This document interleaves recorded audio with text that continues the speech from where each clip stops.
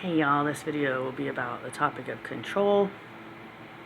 This has been something that's been heavy on my heart for a long time now, and I've always felt like, there's the verse where the Spirit of the Lord is, there is freedom, and then the opposite is true. I feel where the spirit of Satan is, there is control. So I just want to caution you all, be careful, watch out for trying to control other people, because at some point they'll feel like suffocated and strangled and they'll just want to run away. So don't control other people. There's a great sermon with Joyce Meyer where she talks about, the Bible doesn't talk about other control, it talks about self-control, and that's totally different, right? We should have self-control. The only person ultimately that you can control is yourself, and I think that maybe we get insecure when we feel like we can't control ourselves, so then we want to control everybody around us. And another good psychology quote is, we hate in others what we hate in ourselves. So whatever you hate in yourself, you're going to hate in other people. And really what you're wanting is to stop yourself from doing that thing, but since you can't, for whatever reason, maybe because you haven't prayed about it enough, or asked God to really help you, then you try and stop other people from doing it, You try and control other people, but then they just resent it, So anyways, be careful of trying to control other people. It's not loving. Okay, you also have in psychology, the addict and the codependent, and I wrote a book about this. Y'all should go buy it. It's called Alcoholism and Codependency by Davis-Bedrick on Amazon. It definitely could help any of you that struggle with either alcoholism or any kind of addiction, and then the person that is closely related or living with that person usually ends up being the codependent.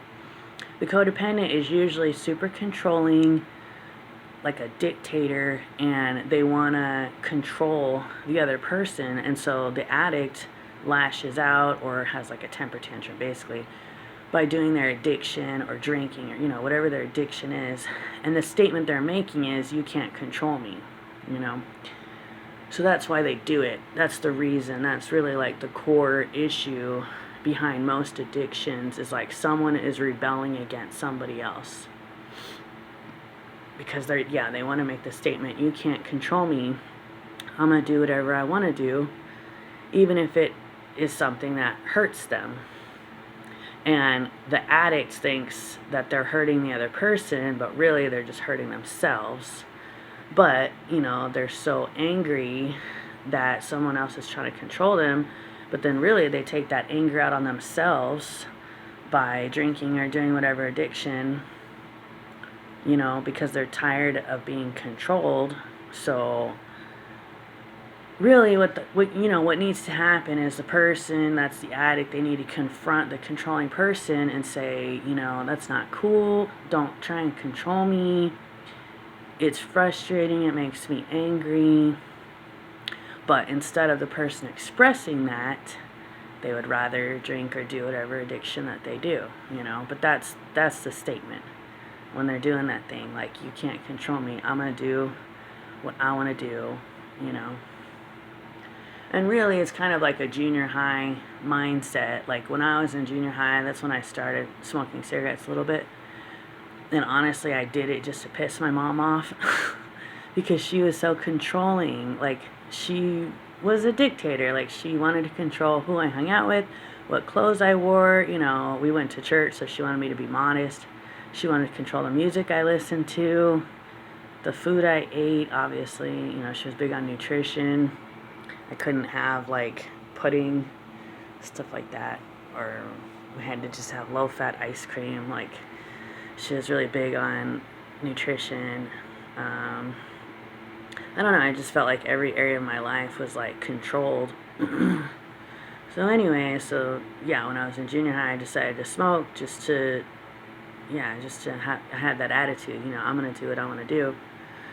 And I think a lot of people can be like that with God, how we see God is how we saw our parents. And we think that God is just like our parents. So if our parents were controlling, then we're going to think that God's controlling and that he's just like trying to kill our fun and he's just trying to like micromanage everything that we do. So it's easy for people, I think, to get rebellious. But really, yeah, anyone rebelling against God, they're rebelling against their parents, and they're still angry at whatever, any way that their parents try to control them.